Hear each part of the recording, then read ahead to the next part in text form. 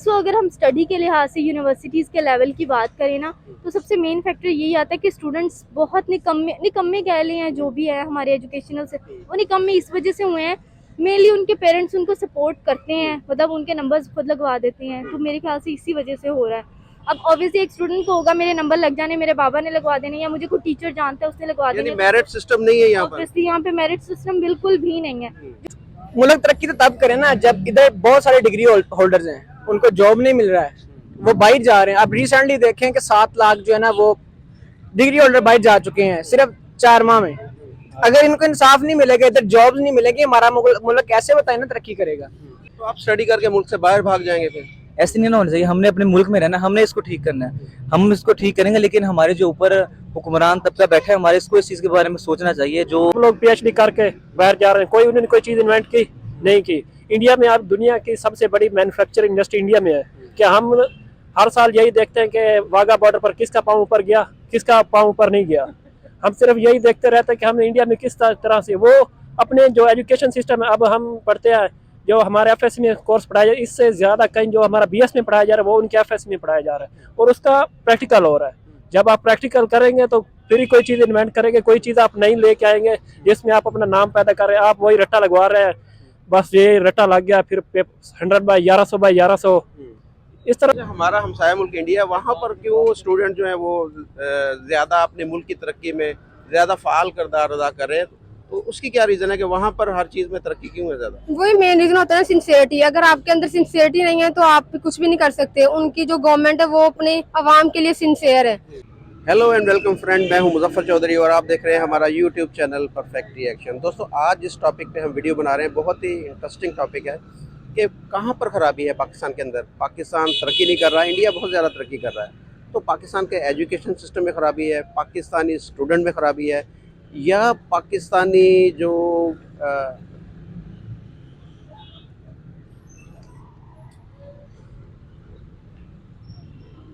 खराबी कहाँ पर है? पाकिस्तानी एजुकेशन सिस्टम में, पाकिस्तानी स्टूडेंट में, या पाकिस्तानी गवर्नमेंट में? तो जाने के पाकिस्तानी स्टूडेंट से कि वो क्या देख रहे हैं कि खराबी किधर है। हेलो एंड वेलकम फ्रेंड, मैं हूं मुजफ्फर चौधरी और आप देख रहे हैं हमारा यूट्यूब चैनल परफेक्ट रिएक्शन। दोस्तों, पाकिस्तानी एजुकेशन सिस्टम पे आज हम बात कर रहे हैं कि क्या वजह है कि पाकिस्तान इतनी तेज़ी से तरक्की नहीं कर रहा जितनी तेज़ी के साथ रीजन के दूसरे ममालिक कर रहे हैं। पाकिस्तान का लिटरेसी रेट भी बेहतर है, पाकिस्तान के अंदर हर चीज़, यहाँ पर यूनिवर्सिटीज़ भी हैं, यहाँ पर इन्वायरमेंट भी ठीक है।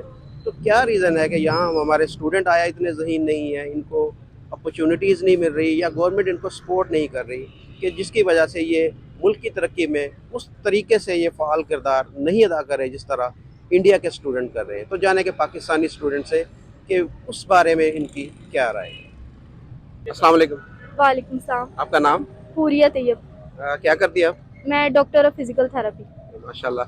आज जिस टॉपिक पे हम वीडियो बना रहे हैं वो ये कि पाकिस्तान के एजुकेशन सिस्टम में क्या ख़राबी है, पाकिस्तानी गवर्नमेंट में कोई ख़राबी है, हमारे स्टूडेंट में ख़राबी है, कि हमारा मुल्क तेज़ी से तरक्की क्यों नहीं कर रहा। इस रीजन के बाकी मुल्क जैसे तरक्की कर रहे हैं, हमारा मुल्क तरक्की क्यों नहीं कर रहा? क्या वजह है?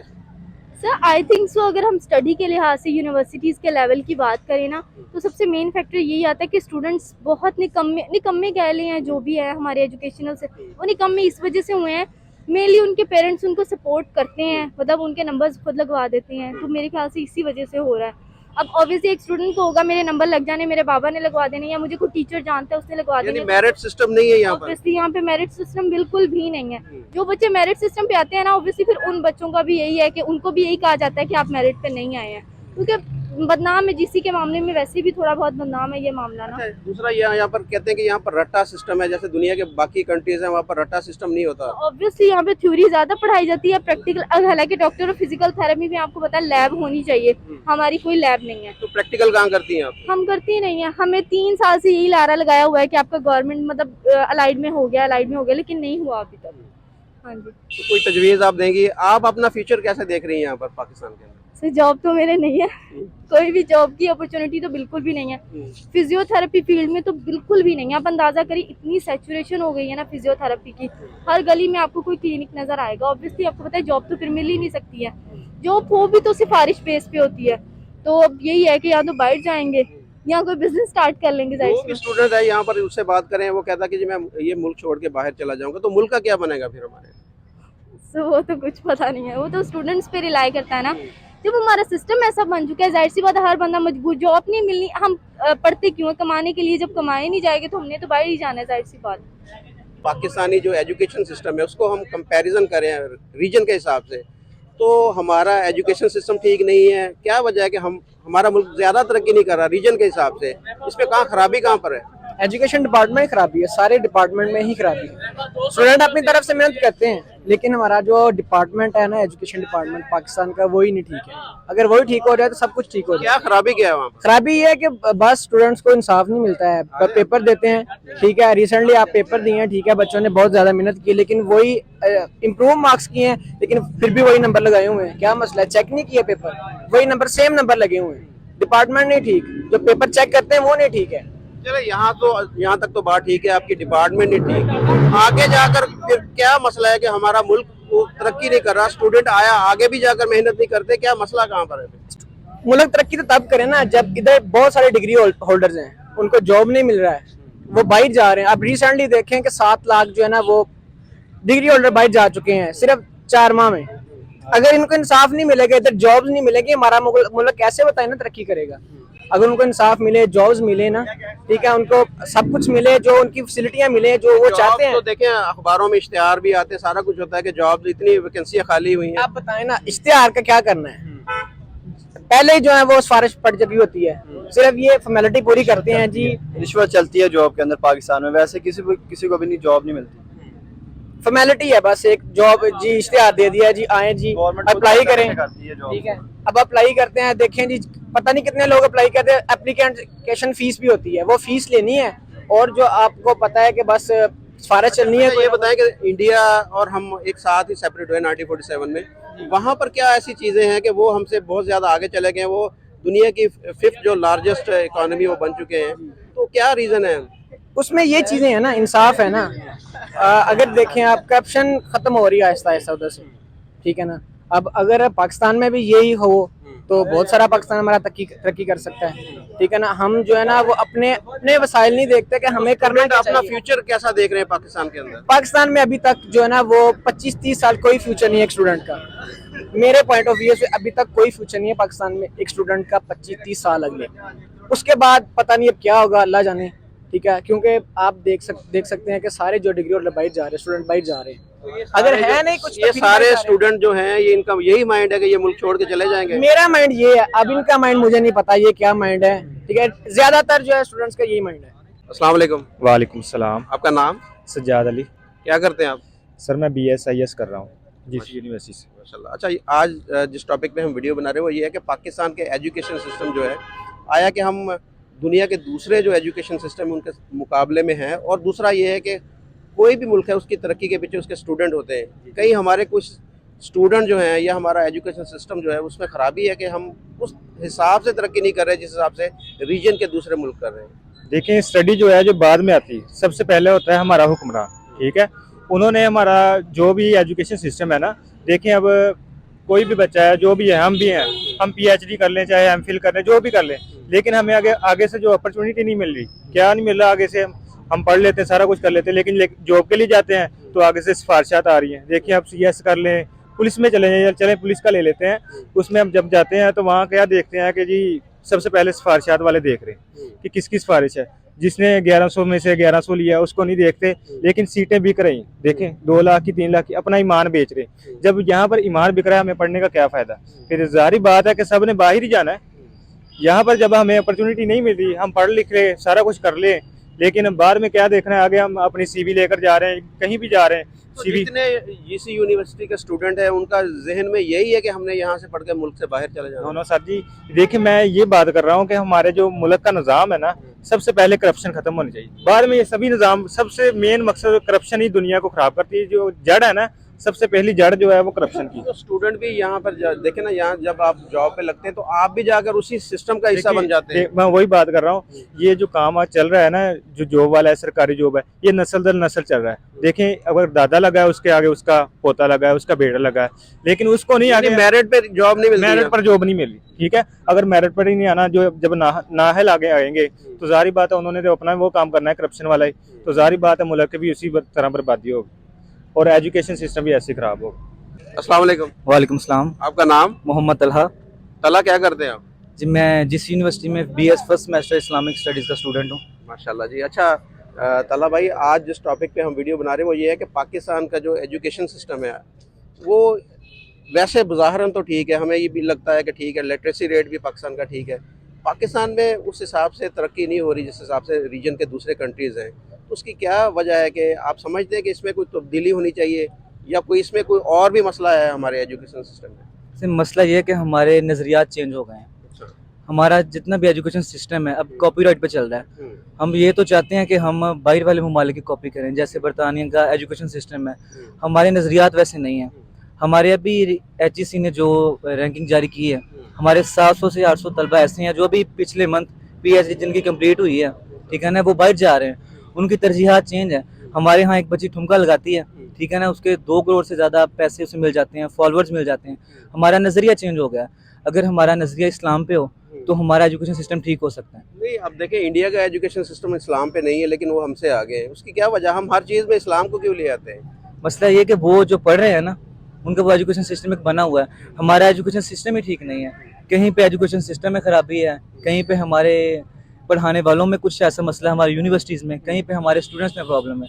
ये हमारे जो हमारा बनाने वाले हैं, मिनिस्टर्स हैं, हमारे प्राइम मिनिस्टर, उनको खुद बैठ कर सोचना चाहिए कि मसला इशू कहाँ पे आ रहा है। बैठ के जब इस चीज़ को सॉल्व करेंगे, कोई एजुकेशन पॉलिसी हमारी बनेगी, हम फिर ही तरक्की कर सकते हैं, अदरवाइज़ हम तरक्की नहीं कर सकते। नहीं, अब मुझे पता चला कि एक हमारे PhD की हुई है उन्होंने, वो 10 से 12 हज़ार सैलरी पे कहीं जॉब कर रहे हैं। जब आप देखें ना, 16-18 साल आप स्टडी करके आपको 10-12 हज़ार ही सैलरी मिलेगी, तो आपने क्या करना? क्या बाकी जो देखने वाले हैं या बच्चे हैं या दूसरे स्टूडेंट हैं, उनके लिए एक अच्छी एग्जाम्पल सेट नहीं होती ना मेरे ख्याल में? लेकिन यही मसला है कि गवर्नमेंट को खुद चाहिए ना कि वो अपॉर्चुनिटीज़ दे बच्चों को। अब सबके पास है, जिनकी प्राइवेट यूनिवर्सिटीज़ हैं, वो एक टीचर को 1.5 लाख से ज़्यादा तनख्वाह ऑफर कर रही हैं। हमारे पब्लिक सेक्टर में आप चले जाएं, किसी भी गवर्नमेंट स्कूल में उनकी मैक्सिमम जो पे है वो 40,000 50,000 से ज़्यादा नहीं है। जब हमारे बच्चे पढ़ के ये देखते हैं कि हमारा मुस्तकबिल नहीं है, फिर वो बिज़नेस की तरफ जाते हैं, बेरोज़गारी आम हो रही है। अब जितने बच्चे हम 1.5 लाख फीस अफोर्ड करके पढ़ रहे हैं, हमें नहीं पता हमारा मुस्तकबिल क्या है। हम अपनी मेहनत कर रहे हैं, अगर 4 साल के बाद 7 साल के बाद PhD करने के बाद भी हमें ये हो कि हम बेरोज़गार हैं, फिर हम कहाँ जाएंगे? तो आप स्टडी करके मुल्क से बाहर भाग जाएंगे फिर? ऐसे नहीं ना होना चाहिए। हमने अपने मुल्क में रहना, हमने इसको ठीक करना है, हम इसको ठीक करेंगे। लेकिन हमारे जो ऊपर हुक्मरान तबका बैठा है, हमारे इसको इस चीज़ के बारे में सोचना चाहिए, जो इसके जिम्मेदार हैं, लेकिन उनको इस चीज़ की परवाह ही नहीं है। ये ज़्यादा मोस्टली जो यहाँ पर लोग जो हैं, स्किल्ड जो हैं, वो लोग वो मुल्क छोड़ के बाहर क्यों जा रहे हैं? उसकी रीज़न क्या है? मेन रीज़न क्या है? कि सैलरी का मसला है, यहाँ पर अपॉर्चुनिटीज़ नहीं मिल रही है? क्या क्या खराबी कहाँ पर है? लेकिन जिसके पास स्किल है वो बाहर जा रहा है। पाकिस्तान में मसला ही इसके पास स्किल होती है, वो बाहर तरजीह इसलिए देता है कि उनका मुआशरा सेफ है।